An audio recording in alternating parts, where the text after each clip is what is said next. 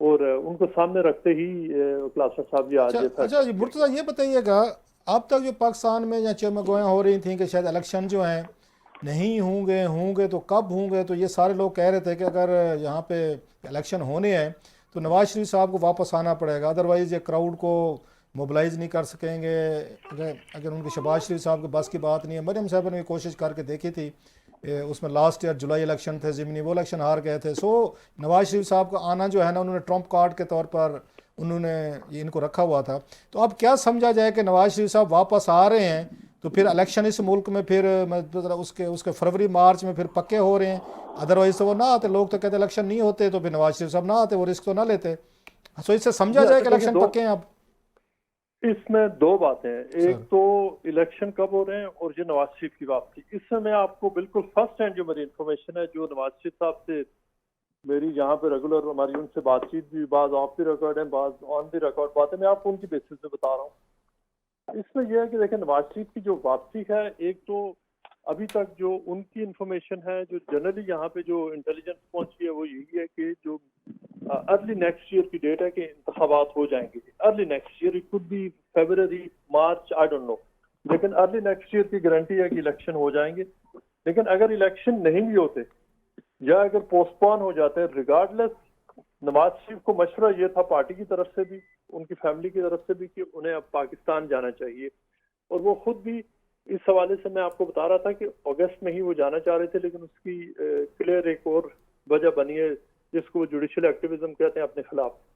लेकिन उसमें उनको पाकिस्तान उन्होंने जाना ही जाना है। और एक और बहुत इंपॉर्टेंट बात लासा साहब ये, कि नवाज शरीफ वो जा रहे हैं, वो एक ये वाला जो अगर को हाइप अप जो एक बयानिया है वो उसको निगेट करेंगे। वो ये क्लियरली बताने जा रहे हैं कि मेरे साथ जो मेरी अकाउंटेबिलिटी है वो 2017 तक तो ठीक है, उसके बाद की नहीं है, इसलिए कि मेरे साथ ज्यादती हुई है। प्लस वो ये भी कहते हैं कि अब पाकिस्तान को दुरुस्त जो पिछले 5-6 सालों में हो चुका है, अब पाकिस्तान को सही ट्रैक पर डालने के लिए अनइंटरप्टेड एटलीस्ट कोई भी हुकूमत हो उसको 8 से 10 साल चाहिए, कोई एडवेंचर उसमें न हो। अदरवाइज वो ये समझते हैं कि चाहे वो इक्तदार में आए ना आए, उनकी पार्टी या वो प्राइम मिनिस्टर बने या ना बने, पाकिस्तान की चैलेंजेस बहुत ज्यादा हैं।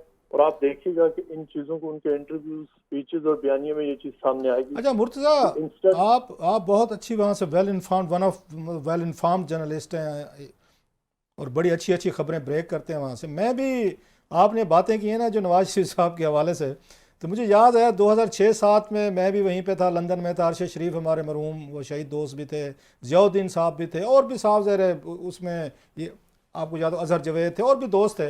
एग्जैक्टली मियाँ साहब 2006-07 में ये गुफ्तगू करते थे सर क्या कि जनाब के यही हम जा रहे हैं, इनकलाब लाने जा रहे हैं, अब देखिएगा कि पाकिस्तान को हम बदल देंगे और ये कर देंगे वो कर देंगे। मुझे तो कोई फुल स्टॉप कामा भी नज़र नहीं है, उसमें चेंज नज़र आ रहा। तो मियाँ साहब तो ये हर दौर में जब वो बहर होते हैं तो इसी तरह की गुफ्तगू करते हैं। पाकिस्तान में आते हैं उसी रंग में वो रंगे जाते हैं। उस वक्त कहते थे जो जनाब मुशर्रफ के करीबी साथी हैं जिन्होंने हाथ भी मिलाया है हम उनको करीब भी नहीं आने देंगे, और जो ही वापस है तो सबसे पहला टिकट इन्होंने जैद हामिद को दिया था, सियालकोट के जो उनके उनके भाई थे शायद हामिद साहब के, और जो उस दिन और जिन्होंने 3 नवंबर के इमरजेंसी का ड्राफ्ट किया था वो वजीर कानून थे।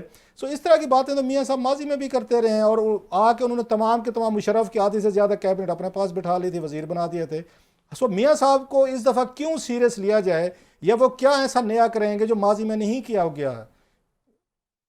उसमें ग्लासर साहब 2006-07 की जब आप रिपोर्टिंग किया करते थे, मैं तो आपको देखा करता था और सोचते थे कि हम भी रिपोर्टिंग करें सर आप हमसे उस आगे बढ़ गए वक्त। भाईजान, आप, अल्लाह ने आपको बड़ी इज्जत दी है। No you are head of us, अल्लाह आपको मजीद तरक्की दे सर, लंदन से। मेहरबानी आपकी। लेकिन उस वक्त से और अब तक प्लासा साहब बहुत सारी जो ऑब्जेक्टिव सिचुएशन है, ग्राउंड सिचुएशन है, वो चेंज हो चुकी है। उस वक्त आपने बड़ी जबरदस्त बात कही कि वो कह रहे थे हम इनकलाब लाएंगे, अब की बार वो कोई इनकलाब की बात नहीं कर रहे।